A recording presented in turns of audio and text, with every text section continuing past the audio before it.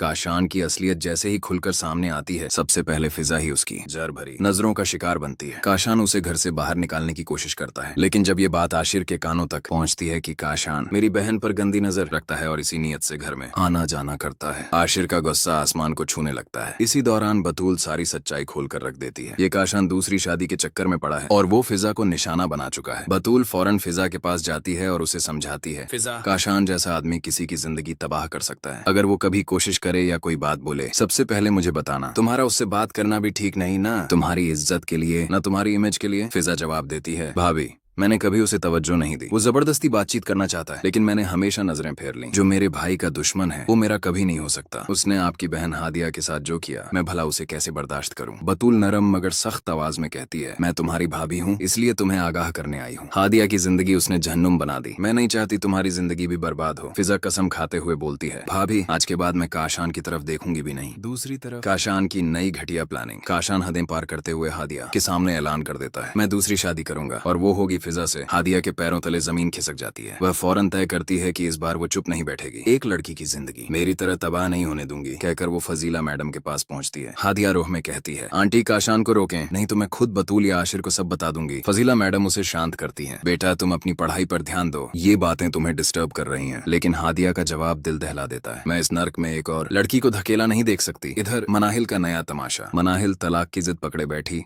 आशिर से कहती है, अब बतूल को तलाक दे दें। और काशान से आपकी क्या रिलेशनशिप है, किस लिए मिलते हैं उससे, और ये 1 करोड़ रुपए क्यों उठाए। आशिर सख्त लहजे में, ये मेरा मसला है मनाहिल, तुम्हें दखल देने का हक नहीं। मनाहिल चिल्लाती है, मैं तुम्हारी बीवी हूँ, मुझे हक है जानने का कि तुम उस आदमी से क्यों मिलते हो जिसे तुम खुद बुरा कहते हो। आशिर उसे रोक देता है, बस इस घर में काशान का नाम मत लेना, उसकी वजह से मेरी अम्मी पहले ही परेशान है। सरवत मैडम की बढ़ती बेचैनी। सरवत मैडम आशिर को बुलाकर पूछती हैं, बेटा क्या बात है, तुम दिनों से परेशान हो। आशिर झूठ बोलता है, अम्मी कोई मसला नहीं, पर सरवत मैडम तीर चला देती हैं। तो फिर वो 1 करोड़ रुपए किस लिए उठाए। आशिर बात टाल देता है और कमरे में तनाव भर जाता है। फिजा तंज कसते हुए कहती है, शायद आपने ये पैसे मनाहिल की शॉपिंग या फिजुल खर्ची के लिए उठाए होंगे। आशिर अनजाने में ही बात घुमा देता है और घर का माहौल और भी भारी हो जाता है। सरवत मैडम रो भरे दिल से कहती हैं, मेरे बेटे की जान को खतरा है काशान से। बतूल को कहो कि उससे हर रिश्ता हर ताल्लुक खत्म कर दे, और साहिल को भी कहो कि हर बात हमें बताता रहे।